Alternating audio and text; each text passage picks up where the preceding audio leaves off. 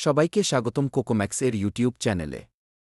আমরা আমাদের লাকড়ির চুলায় আমাদের হেক্সা কয়লা ব্যবহার করে রান্না করেছিলাম আমাদের কয়লা কেমন পারফর্ম করে তা দেখার জন্য। পরে দেখা গেল আমাদের কয়লা খুবই ভালো পারফর্ম করেছে। আমরা মাত্র প্রায় ৩০০ গ্রাম কয়লা দিয়ে ৮০০ গ্রাম চাল রান্না করেছি এবং সময় লেগেছে 20 মিনিটেরও কম। যেহেতু আমাদের কয়লায় ধোয়া হয় না, তাই রান্নার সময় চোখে জ্বালা পোড়া বা কোনো কষ্ট হয়নি।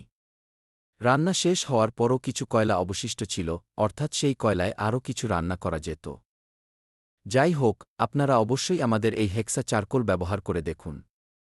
আমাদের এই হেক্সা শেপটি লাকড়ির চুলার জন্য একদম পারফেক্ট, কারণ হেক্সার মাঝখানের ছিদ্র দিয়ে খুব সহজেই আগুন বের হতে পারে, ফলে তাপমাত্রা বেশি পাওয়া যায়।